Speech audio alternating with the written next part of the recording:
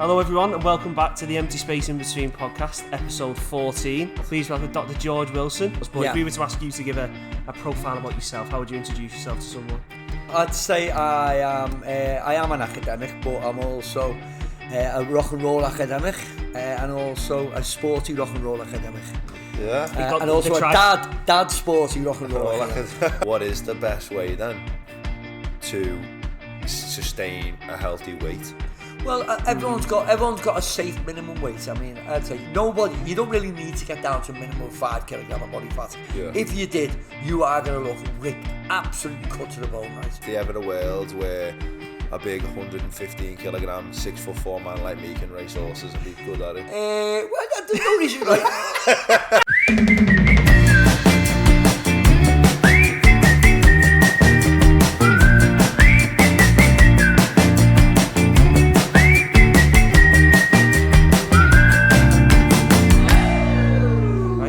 Hello everyone and welcome back to the Empty Space in Between podcast, episode 14.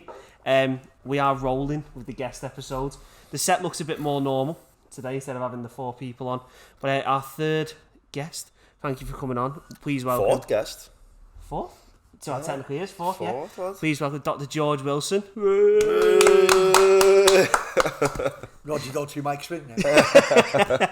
So obviously we know you as a researcher at John Moore's, but if we were to ask you to give a profile about yourself, how would you introduce yourself to someone? I'd say I am an academic, but I'm also a rock and roll academic and also a sporty rock and roll academic. Yeah. And also a dad sporty rock and roll academic. Got them all. I like it. I've nailed it. That's it. So go home now. Cheers for your time. Yeah, nice one, George. I'll keep comedian out of it. I'll leave the funniest to you. We'll try our best. So I think this is quite a good on this because the guests we've had on before, to be fair, we've known them a little bit, but we ask 3 little icebreaker questions to try and get to know the person a bit better. So the highbrow, aren't they, Sam? We say this all the time. The highbrow. It took me months to put these questions together, George. They're not really. Spent hours with me pen thinking, like, what is the question I need to ask you? So the first one that we need to ask is, what's your favourite sarnie? If you were to sit there now, my favourite sarnie. What's you want? Oh, tuna all day. Tuna with what? Yeah. Tuna and anything. Yeah, tuna. Oh, yeah. Tuna goes with anything. Put porridge with tuna. Slap some oats on a bit of bread. You can have tuna work for anything. Spaghetti, anything. It's a tuna. It is right, tuna does go with it. It's quite a universal food, isn't it? I like it. It's a lifesaver. It's got all your essential amino acids. Gonna say it's got all your fatty oils. Protein. It's got healthy, yeah. I'll say goes that. on pizza, like people will become unhealthy like as soon as it goes on a pizza. Big greasy pizza. It's healthy now, sprinkled with tuna like this. I mean, if you actually wear a tuna fish, it's a bit sly because someone's going to eat it, isn't it? But yeah, it's what it is, isn't it? So what would you have? Just like white bread, brown bread? Oh, I'm a brown bread man. Yeah. Brown bread, tuna and anything. I mean, I'm trying to be, because I do nutrition as well, I mean, I do try and be a little bit healthy. But whole meal and tuna and, but listen, at the end of the day, you need some butter on there, some saturated fats isn't bad for you. So, where you going? That's it. But yeah, tuna with anything. How's that sound, boys? I like it. Good. So the next one. Where is it anyway with me, buddy? So we've got it. Imagine we just pulled out a brown bread tuna. We had a couple of weeks ago, we had Dr. Ian Malabar on from the Mass Department, to Ian Malabar. Right, go on. And his butty was just shit. It was fucking rolled. Cold white bread with cold peppers. With shitty sliced wafer thin ham. And what does he, is he Mats, is he? Yeah. That's it. That's it. Everything you need to know. So the second question, you're feeling a bit fancy, you're hosting a dinner party. It's the standard question, dead or alive, what 3 people would you ask round to sit with you? 3 people, definitely. Well, I'd have Jeremy Corbyn for a start because he's one of my heroes. You can see him on my political allegiances because he's the most honest politician. Jezza. Love Jezza. Yeah, and I'd like to have possibly, I get probably another political figure, someone like, I'd say Che Guevara or something like that, you know what I mean? That'd be interesting. Does he speak English? Does he speak Guevara? Because I can't speak Spanish. The translator doesn't count. Yeah. I was going to say, can you have a translator? Yeah, 2 guests and a translator. And then someone who's quite, really, someone like Goldie Hawn, who I think is absolutely hilarious. The actress Goldie Hawn, do you not know her? Guys, come on, you're just too young, aren't you? She's been in some great films anyway, but check her out. Belter. Very, very funny, and yeah, so something like that, yeah. I'd have to have a female, and I love Goldie Hawn as well. Go guess them. And then the last one. American anyway. Last one here is, what is the worst job you've had? Oh, the worst job I've ever had. Don't say the one you've got. No, I had a job where I didn't even last a day. It didn't even last a morning, and it was called Alpine Lemonade. And they were based in Huyton, Wilson Road in Huyton, and it was my first job. Second job, actually, I'll tell you about my first job in a minute, but this is the worst job ever. And it was basically commission, so you had to sell lemonade, like lemonade. And different flavours, like, cream soda and dandelion and burdock and all these orange flavour anyway.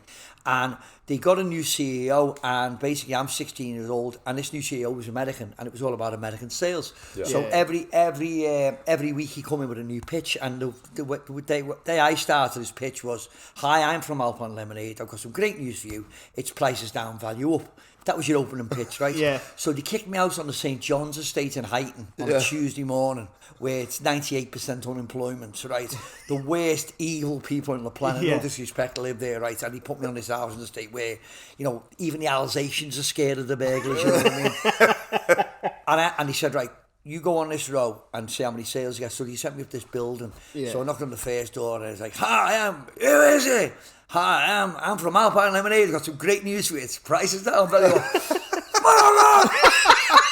So that was the general theme along the block. What year is this? 1981, 82, 16. Okay. Yeah. So the next one, which was Thatcher's Britain, just starting to get a grip. So by the time someone finally answered the door, the guy who answered the door, he had like iron railings in front of his door, so we had to unlock it. So he come out and he was in like his undies and an owl vest.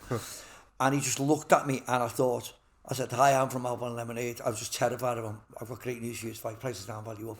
And he looked at me, and when someone's just going to say without talking, "I'm going to kill you. I'm going to bring you in here, kill you, bury your body, put you in jars, and keep you, or just like keep you in my bed and just like do what I want with you every night while you're dead." So I thought to myself, this ain't a job for me, right? Yeah. So I slipped away from him because before he'd even said a word. He's a scary guy. He might be the nicest human being on the planet. But he looked a bit dodgy. He did look the nicest human being on the planet. He definitely had dead bodies in there. So I went down, so I done the block, and the fella who was waiting for us, this sales guy, was down, now we'd driven around the block, and I'd come down the stairs half an hour after having all these mad conversations with all these people in flats. I just said, "Can you take me back to the depot?" And he went, "Why?" I said, "I've just got to go back, something's happening." And when he did, I just ran out the gate and ran home. It's fucked up. Fucked off. Oh, that's hold on. Selling lemonade door to door, what the fuck? Yeah, lemonade door to door. Alpine Lemonade, the 80s for you. Alpine Lemonade. But to people who wanted to kill you, and who weren't asked, and had no money. The only people that sounds horrendous. It was horrendous. That sounds horrendous. The only people knocking on your door in Crocky were just like neighbours asking for something like milk. Never had someone saying, "Here's a bottle of Schweppes," and a fucking fucking low sugar Schweppes. Well, we had this great catchphrase, and it just never sold any limo to people who just had no money and wanted to kill you anyway.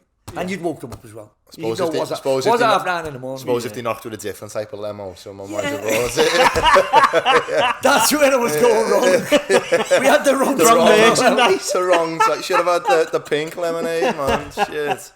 Right. So, that was the worst shop. Anyway, sorry. I like it. No, so as we start with all our guests, what we like to do is we like to take it back a bit. So, what were you like in school? So, what were you like, young buck?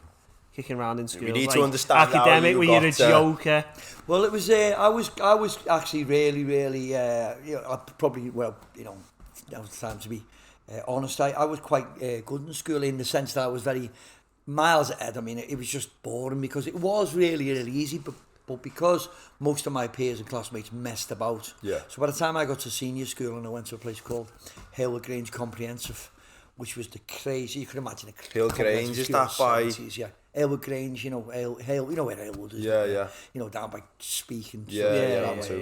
But what Hailwood was a sort of overspill place for everyone who was kicked out of the Dingle when he moved everyone to the inner city in Scotty Road and places like that. Well, they mostly went north, but anyway. So we had all these like loon kids, you know what I mean? We used to live in a Dingle and we got moved out to Hailwood. So I went to Hailwood Grange. So I was quite academic, but by the time 1975, 76 came along, just the start of punk rock, 76, become really rebellious. And so I really wanted to change the world and become, I was proper anarchist. So old are you at this point? So I would have been about 12, 13 then. So we'd gone from sort of everyone wearing flares and big collared shirts and the very Peace and 70s. love to like... Yeah. All of a sudden to like this anarchic sort of... Fuck the world. That's change up. Yeah. Punk came along. So the Sex Pistols came along in 77. So we just wanted to like be such anarchists. So was you a punk then? And then I became a punk, So I became a punk, got into the Pistols, got into all those bands, the Ramones and all that. And then from that, picked up a guitar and we had a little band in school the band were called Insane. And we were insane. What, so you're smashing the guitars? Oh yeah, we've done all the Who stuff and all that. Yeah. But it was even madder than that. So we had an English teacher who was all over, you know the English teacher or the drama teacher, they tried to understand the kids, you know what I mean? Yeah. Whereas everyone else hated you, your maths teacher and maths again. All wanted to kill you. We never even had drama in our school. Well, if you think about it, lads, when I went to school, you got the cane. If you were naughty, you got slipper, you got battered, basketball in the face if you weren't listening. Oh, yeah. Well, it was serious. And if you had a scrap, it was like the highlight of the day in school, because the whole school, even the teachers watched it for a bit, and then broke it up, you know what I mean? After you found a winner. Oh, it was insane, you see that to school. Because wouldn't the teachers back in like the 70s, like my dad's stories are like, one time they locked the teacher out. The teacher couldn't get into the headmaster turns up. And he went, right, I want a line at the front of the class. And my dad said he just had a cane. And he went, everyone come forward with your hands out. And he said he went bang, bang on everyone's until he got to the end of the class. And he said, we all just sat down with red hands and went. That sounds about right. I mean, the 70s was corporal punishment, so your dad's probably right in that. I mean, everyone got it, you know what I mean? But we had this band Insane, and we decided the English teacher said, we'll get you a gig in school, because he was like, let's support the kids, you know what I mean? Yeah. So we had this band Insane, and we had a song called Yogurts, right? Yogurts? Yogurts, yeah, listen to this, you'll laugh that up. So we only had three chords. That's a title out of flight these days. It is. We only had 3 chords, so we could play, as you know as musicians, E, D, and A, and it was like, down, down, down, down, and 1 million man, now drum beats. So over, and yogurts down there, yogurts down there. I did have some lyrics which I'll tell you in a minute. But so we decided to do this gig in the school, and they said you could do it in the school. Yeah. So then, and in a bit of a classroom, and a few mates and that. But we only got to the point where, because we told our mates to throw yogurts at us when we shout, scream yogurts, right? And we had bin bags on and undies over our bin bags and airwear boots, right? That was our look. And we get signed. Like Doc Martens. We'd be signed now, we'd be huge. Anyway, that's as far as we got, because when the first yogurt went over, that was the gig. So Insane lasted not even a song. And until the first yogurt. Rock history, innit? It's up there, it's up there with Hendrix, it's up there with So this is back in the jingle, No, this is Aylwood, yes. This is Aylwood. What's the song Yogurt's about then? So the lyrics were, Norris and yogurt, we never got to sing them by the way, but I remember them. Norris and yogurt's very good food. Eat one when you're in a bad mood. But I'll tell you now, I'll give you a warning. Don't eat them when the date runs out, you'll get food poisoning. That is proper punk, that is so punk. That was it, yogurt's down. It's like that. It's mad to me, the Idols that a little bit like that type of gear. Like. I think we'd be massive now. Yeah, you probably would. The way it's gone. Like you get all mad songs like back in the 70s. Like I was thinking about this today. Like song titles were proper like, just had normal words, and now you've got songs like Brill Cream and like yogurt, like Special K yogurt. But but this song's that fly, man. People listen. They're like running out of titles, so they're like, let's call this song Door Hinge. And they're just like, but the song will be about like love. It's like, it's called Door Just call it Hinge. Door Hinge, Great. But we were very creative in them days. I mean, I think, it was good. But so I become a nut, and I left school in 1980. In 80, I couldn't wait to get out. Did you so finish? For the last 2 years, GCSEs and that? No, you didn't finish. I didn't go to school for the last year. I never went in. We used to get free school meals because we were poor. We were 7 kids in our house. And what you done was you sold your school dinner tickets, because you got dinner tickets. So you sold them to the rich kids, so they get money off their parents to buy school dinner tickets. We'd sell them at an undercut price, get the money, and then we just go to bookies all day and bet and sit in my mate's house. That's what we used to do. What's mad? Like obviously you've come from a working class background, George. Like we have. The other 2 doctors we spoke to come from working class backgrounds. Every one of them dropped out of school pretty much and went and got the PhD or the doctorate later on in life. I did, yeah, So then, you say you dropped out of school. So then, what was the next? What did you do after that? So did you carry on with music? Yeah, no, I wasn't in music, and I wanted to get into music, but I went. Funny enough, mad. So it stopped at those 3 chords. Your music. Well, I can play guitar a bit better. I've got 4 chords now, anyway. And He's added I've got a pair of chords, Gene. He's added a C into the mix. I've added a C in, but that was difficult to see because it's tricky, isn't it? And then, but I went to the 1979 Grand National just for a piss about, for one of a better word. Bunked in, never paid, over the fence with the mates. And I just watched the race, but watched the first horses jump the first fence. And there was a few fallers. Someone just clicked to me and went, I want to do that. And I was only about 8 stone or something, 8.5 stone. And the jockeys were quite big, they were well bigger than me, and they carried a lot more weight over the jumps. And I went, I'm going to do that to my mates. So, you're in a band and all that, no? You're going to be a rock star? No, I'm going to do that. I want to do that. So I went home and told my dad, I used to bet, my dad had bet two fellas running for the bush, 2 flies or what he would. Oh, he bet anything. Bet on 2 fellas. He would. I'll have him. Yeah. Quick before it's over, get your bet in. So I went, cut a long story short, I went into racing, never did an horse in my life, never been near a horse in my life, didn't have a clue. And I got into it, and cut a long story short, I got in, learned to ride. Worked in racing for about 4 or 5 years, and I finally did ride in 1985. I over jumps. So where did you go to learn then? Well, I went to live in Leicestershire for a resource training. I blagged myself a job out the paper. There was a racing paper called The Sport and Life at the time, and they advertised jobs. So I jumped on the phone and I had a bit. So what was the job you were looking for? Stable, I'd basically a slave. Slave. It should have said slave because it was a £5 a week. And you should have said slave. It really should have said slave. It would have been a better description than stable lad. Because the two things were pretty much the same thing. And you're starting at rock bottom, so you've got literally the shittest jobs in the world. Like cleaning out. Yeah, you're cleaning all of that, but you're carrying water. Because you thought I want to be a jockey. A jockey, and I've got to learn it. And everyone who's been through, I want to be a jump jockey, and this is the way you do it. How old are you here, like 18? 16. 16. So I'm just 16. I left home at 16, just 16. Basically kicked out of school. Well, not kicked out. I never went in. Yeah. And I got off in February of 1980, and just they didn't even ask me to come back. They weren't even bothered. Just let you go. Just let me go. No one cared. Social services, where were you? You know what I mean? My mum and dad would be like, what, do you really want to do this? And I said, yeah. My dad was in the army when he was 16, so he knew all about it. You just got to get in them days, lads, it was different because we were, I know it sounds patronising, but we were a lot older than the head. Don't forget, in the early 70s and mid-70s, my sister was leaving school at 15. You left at 15.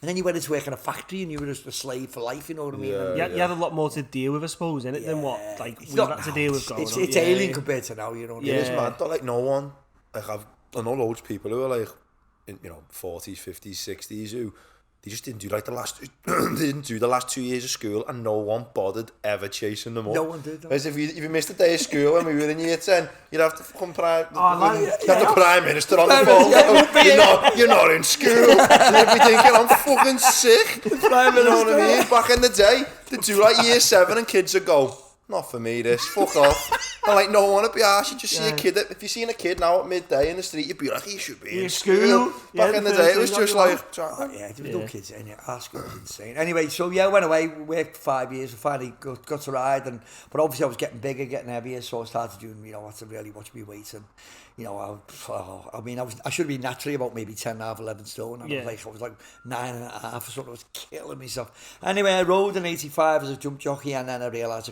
I had a few spins. And it's dangerous, don't forget. It's a dangerous sport, though, isn't it? What? These local races? Or? No, I was working away. I was working at this time. I was working down in Newmarket, which is... Oh, yeah. But it's mostly flat racing, but I had my first ride at a place called Suddle, which is Southwell, Suddle, same place. And over hurdles, so that was over jumps. I had to ride a 10 stone, and I think I was like 10 stone 10 on the Monday, and I had to ride a 10 stone on the Friday. So I ran every night in a sweatsuit, and didn't eat for a week, and sucked ice cubes, and smoked like a trooper, and took diuretics, and you don't just know. Everything, every trick in the book. Down, and I got down to about 9 stone 10 I'd done anyway, road. I felt like shouldn't have been near it all. So and it's dangerous, you know what I mean? So what is the average weight of a jockey? Well, flat jockeys are more like 8.5, 9 stone, but so jump jockeys. No, I was a jump jockey, and the minimum weight over jumps is 10 stone. Two different sports, really, lads.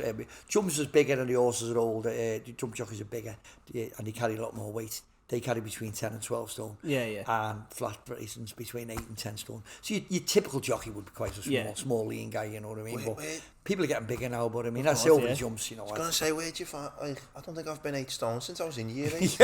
One leg. 8 stone. My head's fucking 8 stone now.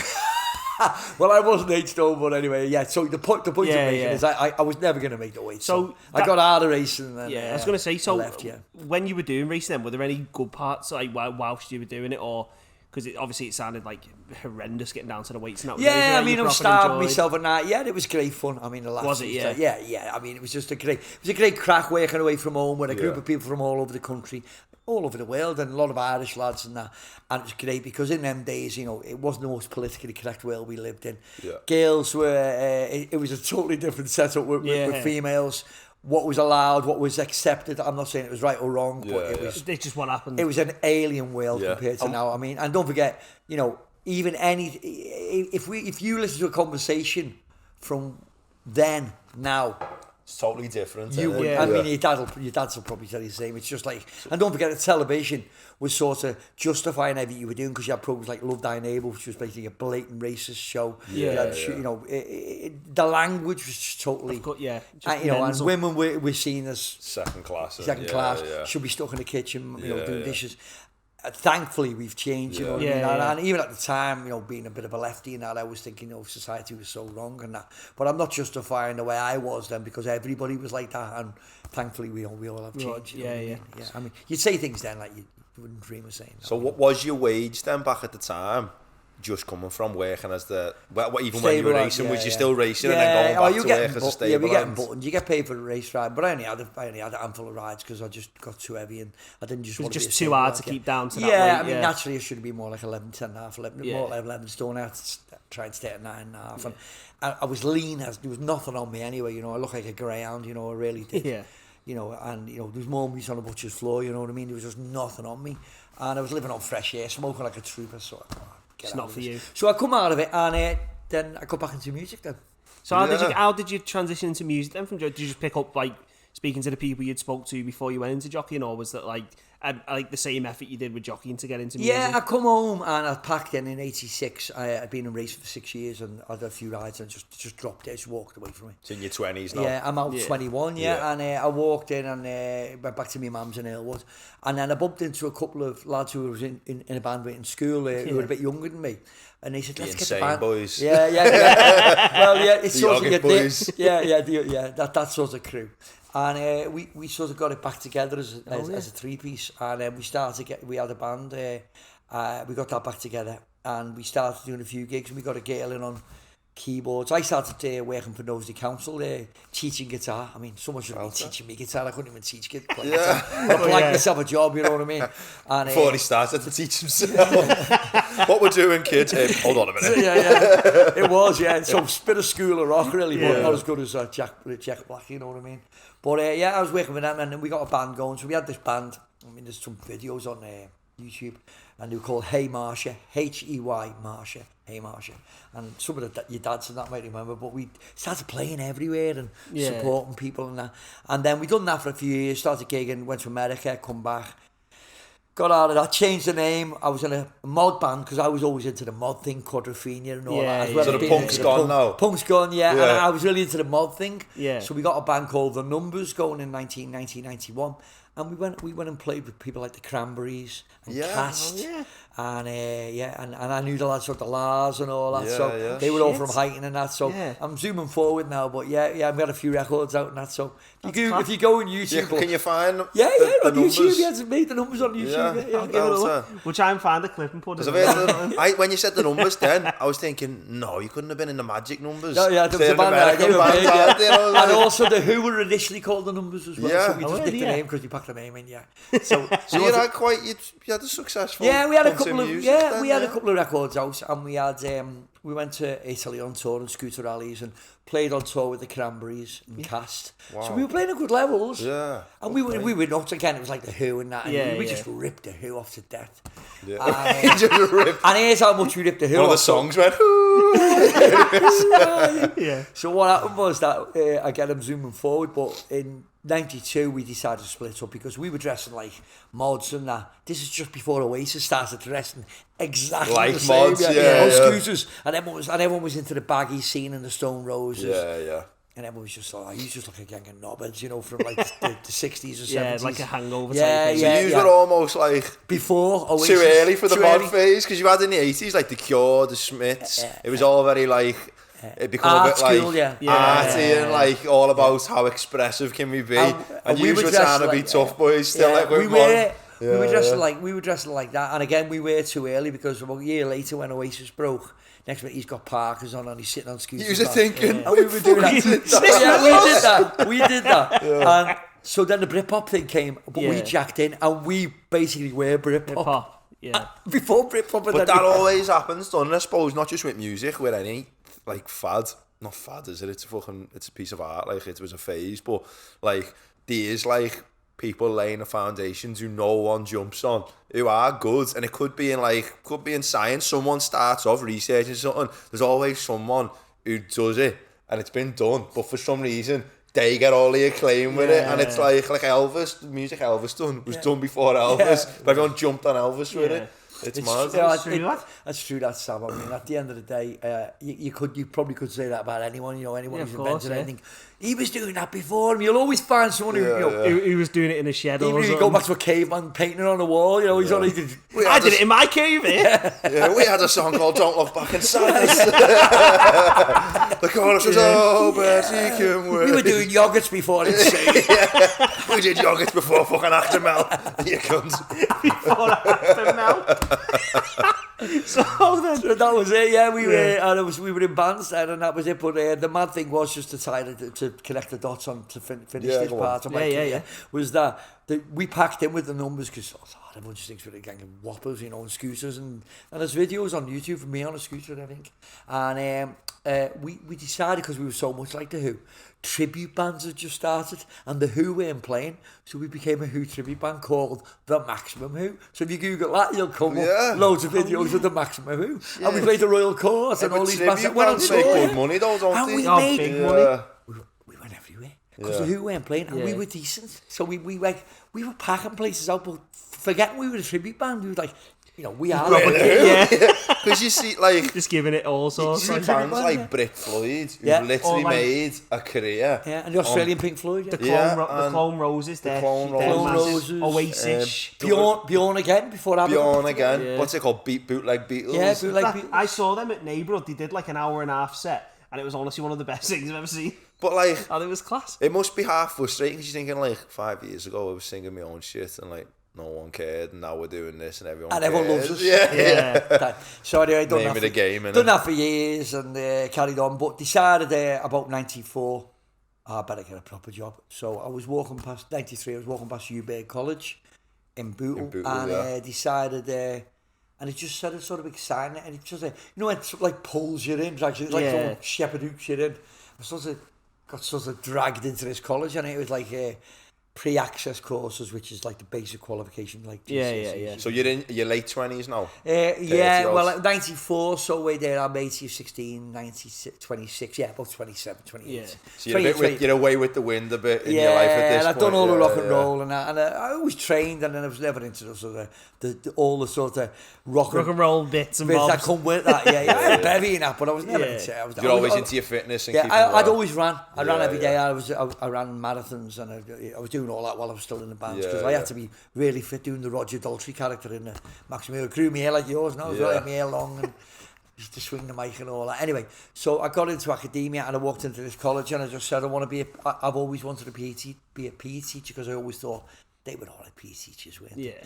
And I said to the girl who ended up being my wife, I said, I better go and get a proper job, because I was making no money in music, and I was just basically pissing about, going around the country doing this tribute band. Never had any kids at the time. We'd only just got married, so I thought, I better get back together here. So I walked in this college and it said, yeah, the guy who interviewed me, he was brilliant. He said, can you read, can you write? Basically I said, yeah, I'm good literacy, numeracy and all that, and done a few tests.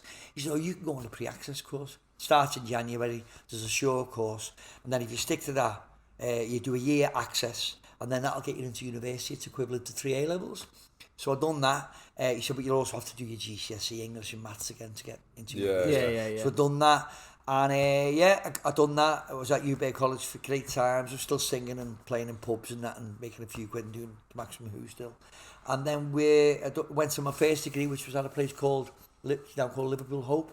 Oh, Should be called Liverpool No Hope, you know what I mean? But I went there, so that was the start of my academic career. Wow. So what did you study then at Liverpool Hope? So I'd done PA sports studies at UB, and I'd done history. I was really into history, so I'd done Hope's big on teaching, isn't it? Like you do well, Hope was a a teaching college. It was called at the time it was called the Liverpool Institute of Higher Education. So it was a teacher training college. Yeah.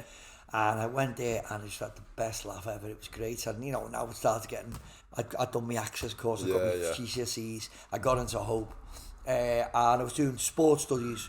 It wasn't even a sports science degree then, it was basically called sports studies, and you had to do another subject, so we had to do 2 initially. So I done history and I done drama as well, which was good laugh as well. History, drama and sports studies at uni? Yeah, at uni, yeah. That was a combined honours degree, yeah. So, and then you drop one, so I dropped the drama because, that was just... Couldn't get down with it. Well, it was great because it was just pissed about. You think, I'm wasting some. I'm here to do. It's just a means. I come here to get serious. I'm pissing about I'd done the pissed about all my life, and basically it was that I only chose that because I thought, well, I can't think of anything else to do. So I dropped that. I got done history and sports studies, and then you just do your finals, which is all in your main subject in your final year. Yeah. And everything was just in. And I really got into sports science, anatomy, physiology, sport biology. I really got into the science side of it, nutrition. So I just put everything into it, and I got a 2-1 and Belter. So then, how did you go from then undergrad there? So then was the idea then to try and get a job in kind of industry, or were you kind of like, right, this academia thing's for me, I'm going to try and stay, and then obviously get the PhD and stuff. So how did that come about? No, I didn't ever think about getting a PhD or not. And at that time, I just decided that I landed a job at UB College straight away. Oh, Belter. On the course. You'd made connections. And I got on so well with the lecturers. Yeah. Excuse me. And I decided to go work there. So as soon as I left the Hope, I never had a teaching qualification, so I had to go and do that. So at the same time, I was doing a teaching, what's called a PGCE or CERTED. Well, it was called a CERTED then. So I done a CERTED for FE for further education, so I become a teacher in further education. So I've done that at UB for 2 years, and while I was there, I ended up, because I was doing nutrition and all that, I got to meet a guy who was playing at Everton at the time called Dave Watson, centre half. He was centre half, and he ended up getting a manager's job at Tranmere. And through a mate of mine, he was really into sports science, so he basically offered me a job. I'd been at UB for 2 years. He said, "Do you want to come and work with me as my sports scientist, nutritionist at Tranmere?" Wow. So in 2000, I'd gone from there teaching. Now I've got a job at Tranmere. And this is through the QB connection? I'd just been sports science, and a mate of theirs introduced me. He said, "Dave's really interested in sports science. He's leaving Everton." You had some background to you. And he loves what I love the ideas, and I love the idea of measuring things, and being a bit more than the old school players going on the ale and getting pissed. And, like trying to take it a bit more So serious. this is around 2000. 2000 this was, So I went to Tranmere. So what was your exact role at Tranmere? Yeah, I was the sports physiologist and nutritionist. Role, So you're giving advice out to the players on what you should be eating. Doing all the nutrition, all the pre-match, all the day before, but bringing some of the research side of it into it. But I've never really done any research, only my undergrad stuff and a little bit of stuff at UB. But I was just into that now. So now I'm working in the first division, what is now the first division, and going around the country and on the coaches with the first. Was you with them for every game? Yeah, every game. I was there every day. Went to White Hart Lane and. What was the best ground you went to? Yeah, White Hart Lane. Was that the best we one? got them in the 5th round of the FA Cup. So. And would you be writing nutrition programs for them? Yeah, and I done ordered all the food in and all the pre-match stuff and all the supplements, and I had to oversee. I was doing all the body fats and measuring and weighing them and doing all the hydration stuff and. And did the players have to hit markers like you can't be above? Yeah, we got them down to a certain level and stuff like that. So, so that was my first role in pro sport, working with that really. So. And that was through Hubert. It's mad. Yeah. Like, Yeah. literally, Well, if you know someone who can do something, that's crazy, amazing. yeah. Well, it was because I bumped into somebody while I was at Hubert Yeah. who knew Dave Watson, and Dave Watson was looking for sports sciences. So But you had the background. the background, I had a little bit of So how, academia so how behind long it. did you stay at Tranmere for then before Well, you he moved got on? sacked after the year. So yeah, You're going and your fucking mate's going as well. Well, the beauty was, lads, is that I had a 2-year contract. But that always happens in football. So the Yeah, people you bring in anyway, it wasn't down to. I mean, we finished 12th in the league that year, and it was only his first year, and he was turning things around. So what happened was, when the manager goes, he had a thought. I don't know what happened. I won't get into the machinations of what went on. But basically, what that means, I was on a 2-year contract. So basically, Tranmere had to pay me off or keep me there To get rid, basically. Yeah. So basically, cut long story short, they paid me off, and so I walked away with a wad of cash from Tranmere, which was only rightly so, because I did have a of job. course, And I left my job at Hubert, don't forget, which was there for life. Yeah, paid a yeah. You had a pension 2-year and all that, contract. You need to be. So they were dead fine. I never fell out of it. Just said, look, Dave's gone. We haven't got nothing against you, George. Just that the new manager will bring his own people in. Here's your paycheck. Off you go. So I started my own business then, and up in Crosby. Well, I'd moved out to Crosby, and we bought a house on the back of moving to Tranmere because it was a decent wage. You know? Took a good mortgage.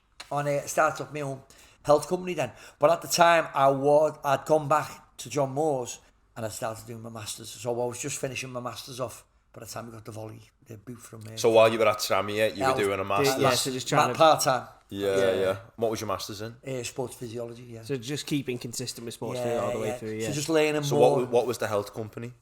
So I then started my own company called Wilson Health, which was my own company. So with the money from Tranmere, bought all equipment and that, and I was doing a lot of cardiology on my masters. Oh yeah. ECGs and Yeah, that. So I started doing like private ECGs. I bought my own machine and everything. Yeah. Like health checks and cholesterol testing. So Just I for everyday people. Yeah, who didn't everyday have to, people. Yeah, So I had all these people coming in, and I was doing basic health checks, like 50 quid. People would charge hundreds. Yeah. So I started this company, and and Dave Watson got me a bit of publicity and extra me for his setup and all that. And I got on the radio, and I try and have a little bit about me. So I was doing all the interviews and that, and saying, got this health company. I was just inundated. So I started making like a load of dough. Only got one machine. There's a big queue at the top. There was. And I was doing all personal training, and I started making absolute brewsters. So really honest, I was making a lot. So this is in the early noughties, like 01, 2002, 2003, Yeah. So I've got this health company, Wilson Health in Crosby, and with jockeys, so I employed a couple of people. I brought a physio in.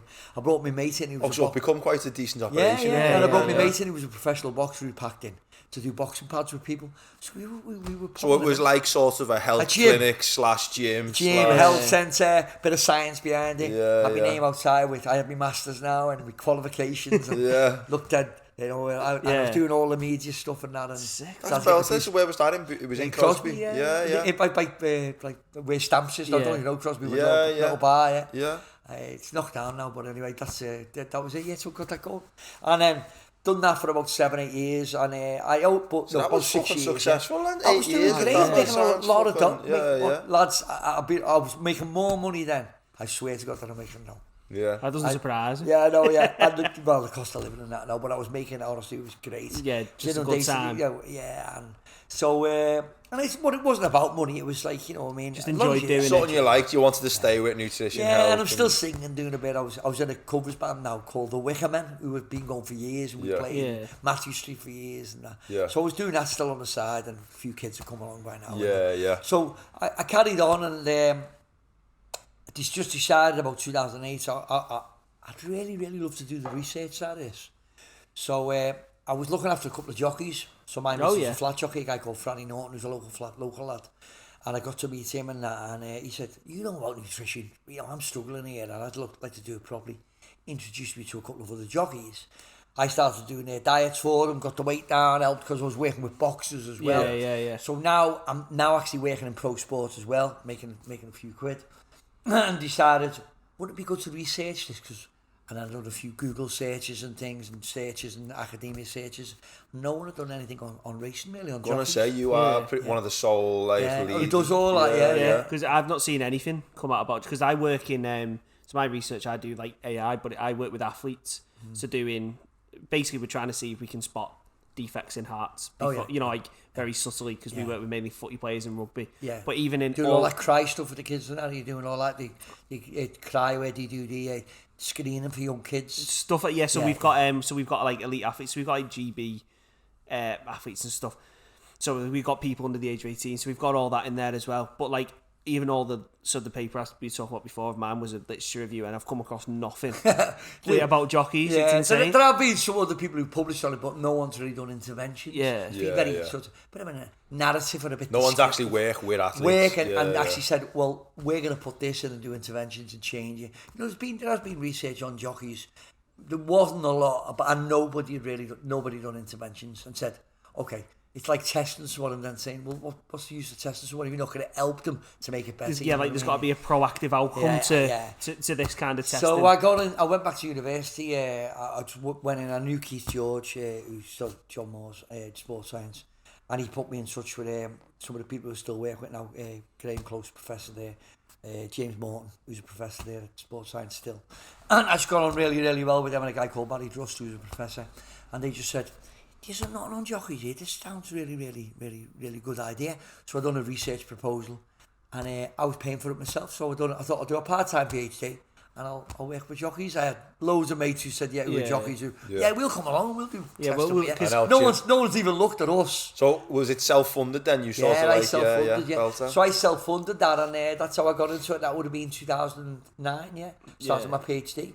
So I'd done that for 4 years and started publishing papers, and we sort of very quickly became the sort of lead. The go-to, the centre of excellence, because we'd had such good results. Yeah. The issue we had was that the authorities had never really looked at the jockeys as athletes. They hadn't really done any interventions in the UK, and we had. And when we went to see them, ask for help, they were really standoffish, like, in case, because there was a lot of bad practice going on, as I was telling you, from right back to the first start of the conversation. Happening? It was still happening then. People starving themselves, sweating, making themselves sick, taking drugs. So they couldn't take drugs then. So they didn't want to publicise that this was part of the sport. Under their watch. Their watch. And we'd brought it in and said, look what's been going on. And all these sort of deleterious practices, all these bad practices.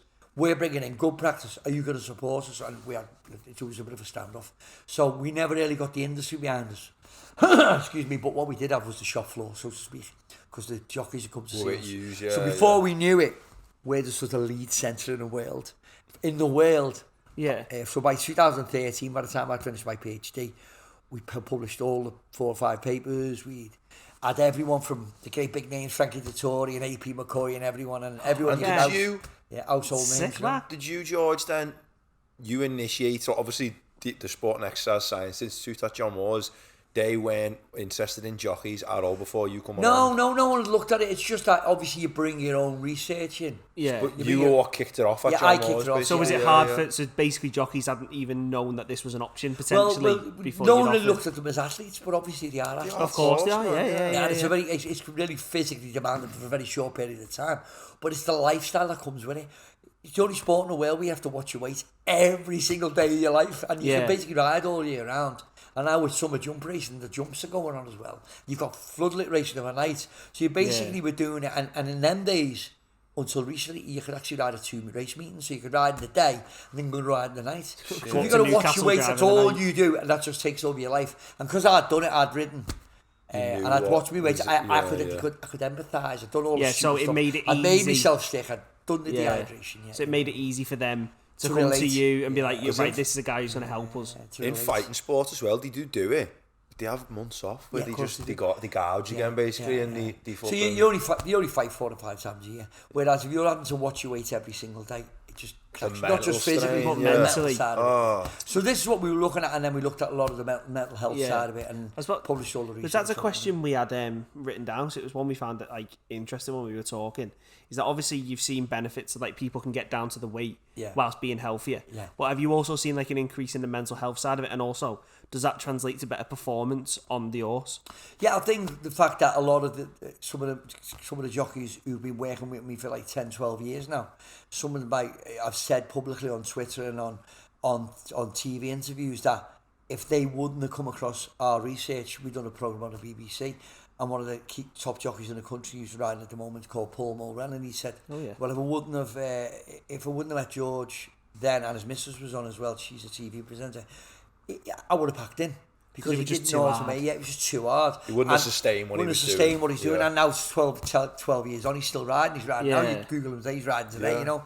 So, but it was about being realistic, showing them that you have to have a safe minimum weight and you have to accept that's it. And then you can't sort of go... You can't push yourself with these other means to try and get lower. Because you're not going to sustain it. But so, obviously, it's competitive sport, though, and you're always going to have athletes saying, like... So by safe minimum weight, is that like a regulation that comes in? No one can go below this weight? There's no regulation at the moment, Sam. There's no regulation where you have to do that. No one checks. Because people will just be like, well, I'm just going to get... Yeah, exactly. Like the MMA fighters and all that, massive drops of weight. The thing is, the point we were trying to bring across was like, that'll obviously be detrimental to your health, within not just your physical health, but your mental health. Don't forget your kidney, renal function are under stress from dehydration.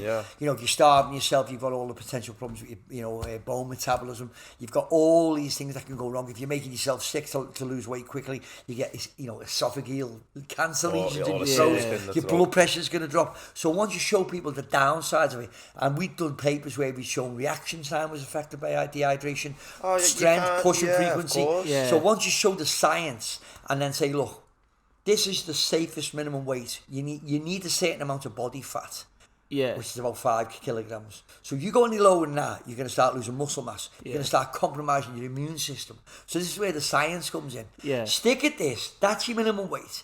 Manage your weight. You can eat 5-6 times a day as long as you're putting out slightly more energy a day than you're taking in.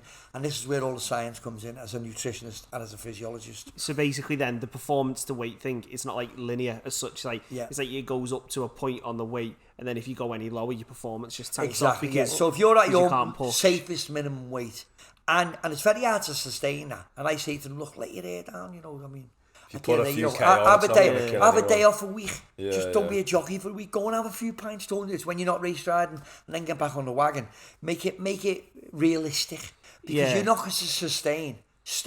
You don't have to starve yourself, but try to stick to that regime all the time, because it's be happy as well. you have to be such a disciplined. And it's like what the question I was going to ask now, but like you were saying then, like, is there still not that competitive nature where, like you have said to these athletes, because I can see the benefits of the sport of sustaining weight, because if most athletes are starving themselves, they might have a lifespan of 5 years in the sport before they go. That's what happens to but I suppose if you've got healthy ways of weight management, you might get 15 years out of a jockey, 20 odd years, and that's exactly and it benefits the sport, because you've got big names now lasting. A lot longer. So even like the top jockeys, like Frankie Dettori, won't ride that any lower than 8 stone 10. So are you finding that's then? His life, and he knows that, because he knows that's how he can sustain it. He has taken lots of rides, and we've worked with him on that, but it'd have to be an absolute monster ride. Is he not a big disadvantage though? If like I'm not clued up on jockeying, like so. If you've got a fella who's 7.5 stone, I don't know where the fuck he exists, by the way. Who the fuck? No, exactly. No, because exactly. So if you're the lighter jockeys, but what happens is the horses that carry the lightest weight are the worst horses, because it's a handicap system. So most races are handicaps. So the idea behind the handicap is that everyone's weighted, so they should all finish on the finish line at the same time. So one horse will carry minimum weight 8 stone in our country. So the bottom weight, those carrying 8 stone, the other horses in the same race carrying 10 stone, and everything in between, to try and make the handicapper fit it. So, that carries 9 stone 3, that carries 9 stone 7, and the same over the jumps, that'll carry 10 stone, and it's between 10 and 12 stone, and that'll carry 10 stone 7, that'll carry 11 stone, that'll carry 11 stone 4. So, based upon their ability, what they've shown, they should all finish, weighted to finish together. Just like if us 3 are all in a race, and I'm the best runner, and you're the second best runner, you're the third best runner, we'd put big weight on me to slow me down so you can catch me, more weight on you so we can catch you, and now should all finish together. That's the handicap system, right? So to answer your question, are the smaller jockeys at an advantage? Not necessarily, because the horses are worse. So the better rides are the higher weights, and also not all races are handicaps. So the average sort of weight on flat racing would be around about 9 stone. Most races would carry about 9 stone, but you still, for even someone who's 5'7", 5'8", quite tall for a flat jockey. And then you got kids of my size, he's still trying to ride on the flat, killing themselves to do stupid weights, and herein lies the problem, because they are doing those stupid things to make weight, boiling themselves down, you know, making themselves sick, Yeah. not eating, you know. So the idea is that you should have an accepted minimum weight for everyone based upon having a minimum amount of body fat, etc., etc., etc. Yeah. Based upon science that this is you in a hydrated state. And I like, it is mad, because I suppose 20 years ago, when people were, like, this research didn't exist, people were starving themselves with unhealthy methods, but I suppose they didn't know the effect in the first year, that in year 5 or 6 they might have on their longevity in the career, because they're not going to be around if they're not. And that's exactly what happens. I So mean? most people will pack in because, you know, You can't hack it, can you? Like anyone. No one can. The whole thing about, like, your performance dipping, like, you can even see it yourself. If you don't have any food the day before, and then you go to the gym on no fucking food, feel weak as fuck. Yeah. But like, if you carb up, it's not good for you. Like, carbing up, you fucking feel like a machine in the gym. You're like that with 100k. Fuck. Well, the thing is, even on the sort of talking about carbs, funny enough, because we show the jockeys that, again, from science, that obviously, as you know, carbs stores glycogen in the muscles, and we use glycogen. You can actually manipulate glycogen. So we say to the jockeys, look, you're not a marathon runner. You don't need muscles full of glycogen. You don't need you don't need to be carved right up. What you can do is go manipulate that and drop 3 or 4 pounds overnight by doing that. So one of my methods, and it's a safe method rather than sweating, is I tell them all to do hill sprints. If you've got a light ride the following day, go and find the biggest hill you can, run up and down for half an hour at these heart rates, really, really go for it. So you're taking some of the carbs, some of the glycogen out the muscles for every gram of glycogen. Like hit training, basically. Yeah, like hit training. Yeah. It's 3 grams of water for every gram of stored glycogen. So straight away you've got 2, 3, 4 pounds you could play with there. So then you deplete it, and then when you are eating after that, you just got water and protein. Don't put any sugar, don't put any carbs. So it won't build it and back then, up, So you won't replace it. Follow. So it's like taking petrol or fuel out your car. Yeah. Out the car. And then in the morning, go for your run. Again, don't have any carbs. And then when you get to the race course, I bet you're 2-3 pound lighter. And they all go, that's amazing. Oh my God. I went home and I had the protein shake, and in the morning I went for a run, I had eggs and I had a grilled bacon. And I went to races, I was 3 pounds lighter. How did that happen? So what, like it's Just magic. using the science. All you've done is glycogen like muscles. But when they finish the race, so when you finish riding lights, you've got get back on it. Yeah, because otherwise your body muscles won't are store finished. carbs. Yeah. So as soon It's as the the important science, events out the way, you can carb up again. Carb up again. Yeah. And your weight will go back up. But all you've done is put the fuel back in the muscles. You haven't sweated. You haven't lost all the fluids. You haven't done all that. You haven't not all drank you've done water, is borrowed, took a little bit out the bank, put it away for a little bit. You're not a marathon runner. You don't need that much. You're only pushing for 45 seconds. Flat out. Away you go. And like, so a lot of jockeys use glycogen manipulation. I suppose that's similar comparison So then to like interesting, F1 cars and qualifying versus the race. You just load it up with a sniff of a rag, gets round at 10th quicker, and then in the race you put more fuel. So I suppose one question I wanted to ask is not coming away from the jockeying, but it's like, as a fucking big heavy bastard, what is the best way then to sustain a healthy weight? Well, everyone's got a safe minimum weight. I mean, I'd say you don't really need to get down to a minimum of 5 kilogram of body fat. Yeah. If you did, you are going to look ripped, absolutely cut to the bone, right? And if you train as well, obviously you build up your muscle mass and do all your weight training, and you're going to look amazing, right? Yeah.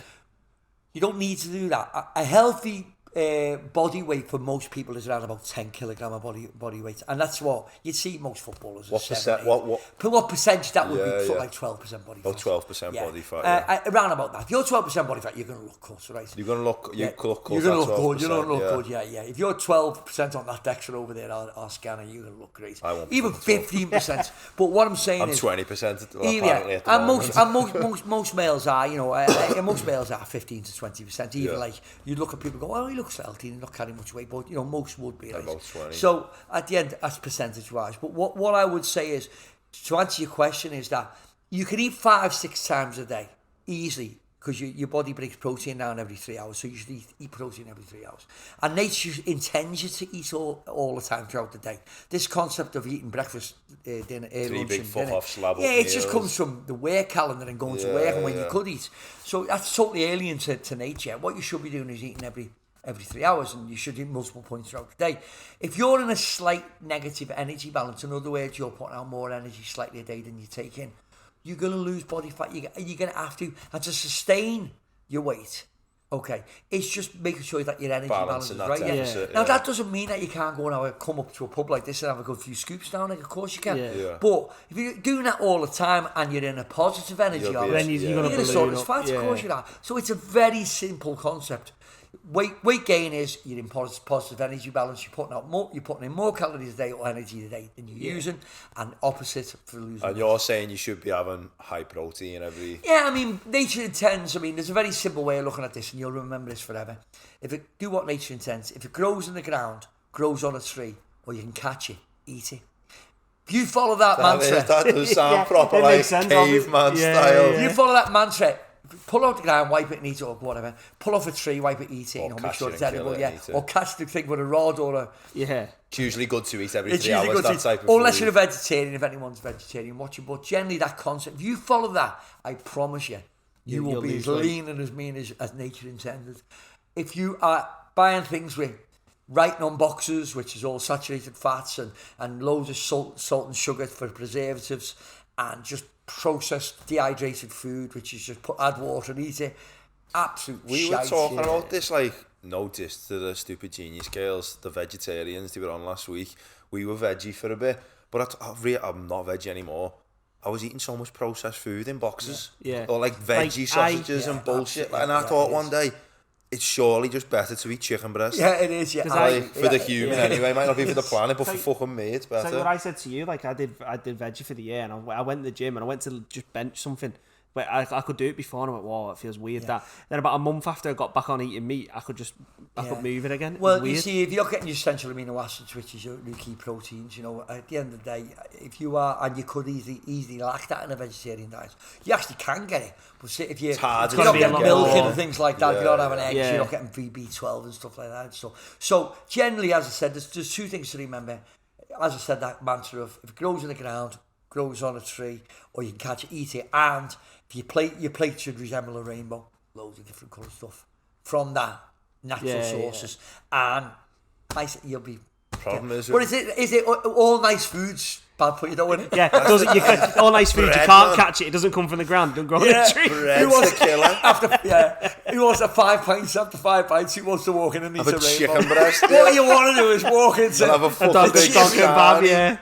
But that's the thing. The one killer for me is fucking bread. It goes with everything. Oh, bread's a killer. If I'm having I could be having like chicken and veg, and I'll think, get some bread with this. Yeah. Could be having eggs and salmon. Needs bread. So that's it. So that's where we're at. Yeah, and that's where we're up to with the research. So we go well, and we are the sort of unofficial centre of excellence, really. Yeah. But as I said, the music's always a big love to mine, and as I was mentioning, I'm still involved with music. Yeah, Georgia manages the Red Rum Club, big Scouse band. Yeah, Red Rum Club doing really, really well. Yeah, I've been managing them since they started, really, up in Crosby. So I fell into that role, and I was always still writing songs. So my missus saw them actually in a social club doing covers under a different name, and then they were talking to her, and she went, my husband used to be in music, and they went, oh, we've got our own band, we're called Red Rum Club, and we've done a video, do you want to watch it? So she gave it to me, and I watched it, and I went, so I phoned a mate in London, and I went, are you still looking for, anything with the guitar? He was telling me the guitar scene was starting again. This was about 2016, maybe 15, and I went, I found this band here, I sent you the video, and he saw it, and he went, oh, they're cool, aren't they? The song wasn't great, but they looked the part. They're like Echo and the Bunnymen, who were my favourite band. Yeah. So anyway, that's, cut a long story short, that's how I got into managing them, and then... So you'd never managed before? No. You were just like, you'd never interested in I had managed them, sort of, but I didn't have a clue what I was doing. Because at this point, your career is like a researcher. Yeah, I'm a researcher, and I've got a job, and I'm doing really, we're doing well. And but it was just something about this band where you saw them, and you were just like... I'll give this a chance, and I'll give it a go, and I was writing with them, and then I got this London manager involved with me, and he couldn't get them signed, and cut a long story short, he dropped them. And I said, well, I'll do this on my own. And I got into a couple of friends of mine, Peter and Carl from the band called The Farm. You remember The Farm? Yeah, of course, man. Yeah. So Peter and Carl helped me out, and then we got into the Liverpool music scene, got into the local promoter, Evol, who looked after, who worked at the O2. He liked them, and then Dave Monks, who you all know on radio, Merseyside, he liked them. And before we knew it, we're packing places out, and we're pulling crowds, and then local record label, Modern Sky, give me a call and said, we want to sign you. And that was 2018, and then we were away. Because I remember the first time I went to Neighbourhood Weekend, they were pushing him big time. When they were on the main stage early doors, I think it was on the Saturday. Yeah, we did. And I was like, because that was the first time I'd come across them, and I was like, these are pushing these must be class. So we went down to see him. I was down there, we missed it. I was like, wow, these are insane. I think I've been to see them every time. And I must have played with them, saying before, I must have played with them when you first started managing them then, back at that what year would that Everton thing would have been, what? 16, 17. I was a baby at that one. That was the Everton launch, wasn't it? Yeah, I must, because I remember speaking, I don't remember his name, I think it was the guitarist. Yeah. And I went, how old are you then? And he went at the time 23 or 20. I remember thinking, shit, that's old. Because I was like 18. I remember thinking like, fucking hell, he's 23 and I'm fucking 25 or 26 now. But like, I remember thinking, but obviously, So we've been with them so I've been with them since they started in 2015, 14, whatever, 15. And we've done everything, Glastonbury, and went to America on tour. Yeah, we open to go back there soon. I can't say too much about that because it hasn't been announced yet. But yeah, open to go back there. Did you go with them, George? Or? Yeah, I did last time they toured. They done a support tour with a band called the Lathams Festival. Remember the Lathams? I love the Lathams. Yeah. That was after doing South by Southwest, which is a big festival. Yeah. Supporting Cortinas next week. Yeah, I'm going to see them down there. So we supported the Lathams, and then we come back 4 or 5 months later and done our own little tour on a tour bus, proper rock and roll. So I flew out to Seattle and met them there, and went to Vancouver, Canada, and Victoria, Canada, and down to LA and San Francisco. So how'd you balance your research life for you? Well, I'd taken a few weeks off for 2 years. It's as you would, Yeah, so we're on tour with them, and then so we're going back. Open to go back soon, and things are happening for them. They're pulling big crowds now. I mean, huge. You know, they sold out the Mountford Hall, they sold 2 nights at the Olympia, and you know, I'm sure next year we'd be looking at doing something like the M&S Arena. You know, easy. Well, easy. As I said, and doing a period as well with James, and then you've got the Canal Side sold out. So they would, you know, them and Jamie Webster would be the pretty big pullers in Liverpool. Yeah. Huge. They'd sell the Echo. Favourite tune of Red Rum Club is one they did recently called The River. They've got a new album coming out, and I won't say too much about it, but some crackers. Yeah. It is right. I look forward to it. So other than the music, then what's next for? In terms of research music, research-wise, we'll just carry on what we're doing. Hopefully, we carry on the funding. I'm doing some going back to the academia. I'm doing some bone fragment stuff with jockeys at the moment. Looking at if the bone's been compromised by poor nutrition, by bad weight making. So we're looking at that. I'm actually doing that at the moment. Some histology stuff, and with the University of Liverpool. And just carry on doing what we're doing, and carry on doing what we're doing with the band, and carry on doing what we're doing with the kids, and hopefully they all go into great human beings and get in a punk band called Insane as well. And you'll be in the front row lashing through. Their song will be called Cheese. They're all going to say to Cheese. Or because it's 2023, theirs will be called Greek yogurt. And from a health diet point of view, all the dots are connected. Well, I suppose the last question then, George, or one of the last questions is there ever a world where a big 115 kilogram 6'4" man like me can race horses and be good at it? There's no reason on the insult spot. Me, George. I won't insult you. What I would say is, I mean, there's no reason why you can't ride horses, because cowboys were carrying knights in armour. I'm not going to compete. Probably carry 100k on horses, not a problem. But I'm sure there's a big enough horse for you.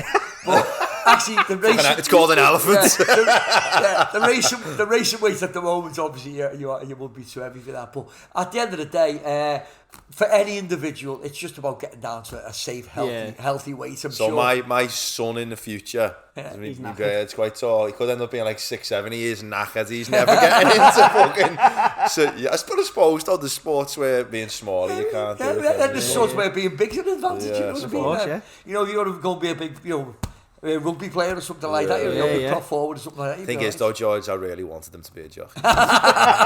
You've ruined my life. Well, I would say you can always adopt. Well, walking around it, he's small enough, there we go. Exactly. How big's your son? Exactly. And then the last one, well, on this related thing is, You got any tips? Yeah, don't wear slippers in the snow. No. I get, betting wise, actually, it's notorious that jockeys are the worst tips. Yeah. But I don't really, I don't really bet. I mean, I do want to go racing and that. Yeah. I do like a bet, you know what I mean? But I mean, at the end of the day, I mean, that's a whole different. Yeah, because you're betting a losing game, aren't you? Yeah, no one wins. The bookie wins. And at the end of the day, I think it's a real hot topic betting at the moment, and it's a real it's horrible. Like it's getting a real bad press. Because it's like what they say in it, where what is it? You can measure deprivation in a town by the number of bookies that are in there, and it's terrible. So I mean, I listen. Don't get me wrong. I've got nothing against betting. I do bet. There's a dark side, though. Yeah, there's a dark, like anything. There's a dark side to anything. There's a dark side to drinking, to food, to drugs, to anything. There's a dark side to. But I'm just carry on enjoying my interest in life and mad crazy life. Last two quick fires then, George. I'm gonna let you go. So this is Sam's famous question. This is my famous question. Before you die, if you were to die tomorrow, what is the one thing you want to know? It could be something personal. It could be big picture, like is the aliens. It could be something like did me brother ever love me? It could be whatever. We've had some mad answers on this from the last few guests. The one thing, the burning question that I'd like to know before. If you were going to die tomorrow, someone said, "I'll grant you it," and you want to know any piece of knowledge now. I think the one thing really, and I think it's a bit of a spiritual question really, is like, I've been good all my life. Was it a waste of time? Should I be a horrible bastard? Yeah. So is there a heaven or a hell? Yeah. No, actually, I don't regret that. But it'd be nice to know if it was all worthwhile. Yeah. Am I going somewhere you want to know? Yeah. Well, I'm not saying there's anything continue. I'm just saying,